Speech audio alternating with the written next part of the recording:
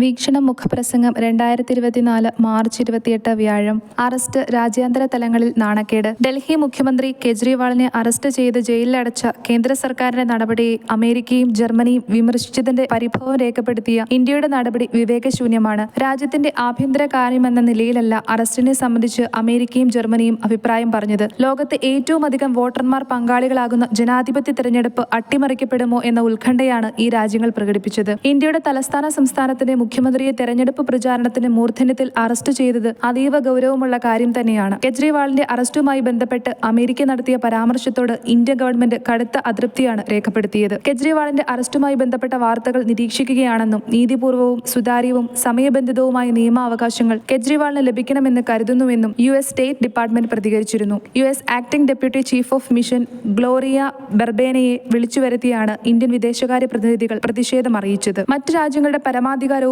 ആഭ്യന്തര വിഷയങ്ങളും മാനിക്കാൻ അമേരിക്ക തയ്യാറാവണമെന്നും ഇന്ത്യ ആവശ്യപ്പെടുകയുണ്ടായി. ജർമ്മനി രേഖപ്പെടുത്തിയ ഉത്കണ്ഠയെ തുടർന്നും അതിലുണ്ടായ കടുത്ത പ്രതികരണത്തെ തുടർന്നുമാണ് US ഇതേ വിഷയവുമായി രംഗത്തു വന്നത്. തെരഞ്ഞെടുപ്പിൽ ജയിക്കാൻ മോദി നടത്തുന്ന ജനാധിപത്യ വിരുദ്ധ പ്രവർത്തനങ്ങളെ ലോകം അതീവ ജാഗ്രതയോടെയാണ് വീക്ഷിക്കുന്നത്. ഒരു ദശാബ്ദം കൊണ്ട് മോദി കെട്ടിപ്പടുത്ത പ്രതിച്ഛായകൾ ഇത്തരം ജനാധിപത്യ വിരുദ്ധ പ്രവർത്തനങ്ങളാൽ തകർന്നടിയുകയാണ്. കെജ്രിവാളിനെ പോലുള്ള ഒരു ജനപ്രിയ നേതാവ് പ്രോസിക്യൂട്ട് ചെയ്യപ്പെടുന്നത് ഉത്കണ്ഠയുളവാക്കുന്ന കാര്യമാണ്. ഇത് ഏതെങ്കിലും രാജ്യത്തിന്റെ ആഭ്യന്തര പ്രശ്നമല്ല, സ്വാതന്ത്ര്യത്തിന്റെയും ജുഡീഷ്യറിയുടെയും ജനാധിപത്യത്തിന്റെ അടിസ്ഥാന ആശയങ്ങളുടെയും പ്രശ്നമാണെന്നാണ് ജർമ്മൻ വിദേശകാര്യ വക്താവ് വ്യക്തമാക്കിയത്. ജർമ്മനിയുടെ അഭിപ്രായ പ്രകടനവുമായി അമേരിക്കയ്ക്ക് യാതൊരു ബന്ധവുമില്ലെന്നും അവരുടെ നിലപാടുകൾ അവർ തന്നെ പറയുമെന്നുമായിരുന്നു US വക്താവിന്റെ പ്രതികരണം. തെരഞ്ഞെടുപ്പ് കാലത്ത് വിവാദം സൃഷ്ടിക്കാനുള്ള ശ്രമങ്ങളാണ് ഇത്തരത്തിലുള്ള അറസ്റ്റുകൾ മൂലം ഉണ്ടാവുന്നതെന്നും അമേരിക്കൻ വക്താവ് പറഞ്ഞു. ഇന്ത്യയുടെ നിയമ നടപടികൾ സ്വതന്ത്ര നീതിന്യായ വ്യവസ്ഥയുടെ അടിസ്ഥാനത്തിലാണ്. വാറണ്ടില്ലാത്ത അറസ്റ്റ് ഇതിന് നിരക്കുന്നതല്ല. നരേന്ദ്രമോദി ലോകരാഷ്ട്രങ്ങൾക്ക് മുന്നിൽ വില്ലനാകുന്നത് രണ്ടാം തവണയാണ്. 2002 ഗുജറാത്തിൽ നടന്ന വംശീയ കലാപത്തിന് ഉത്തരവാദി എന്ന നിലയിൽ അമേരിക്കയും മറ്റു പാശ്ചാത്യ രാജ്യങ്ങളും മോദിക്ക് സന്ദർശനാനുമതി നിഷേധിച്ചിരുന്നു. 2014 മോദി പ്രധാനമന്ത്രിയായതിനു ശേഷമായിരുന്നു ഈ വിലക്ക് പിൻവലിച്ചത്. അമേരിക്ക ഇന്ത്യയുടെ ആഭ്യന്തര കാര്യങ്ങളിൽ ഒരിക്കലും ഇടപെടില്ലെന്നും സുതാര്യവും നിഷ്പക്ഷവുമായ നീതി നിർവഹണം നടക്കണമെന്ന താൽപര്യം മാത്രമാണ് അമേരിക്കയുടേത്. ഇന്ത്യയിലെ ജനാധിപത്യവും തെരഞ്ഞെടുപ്പും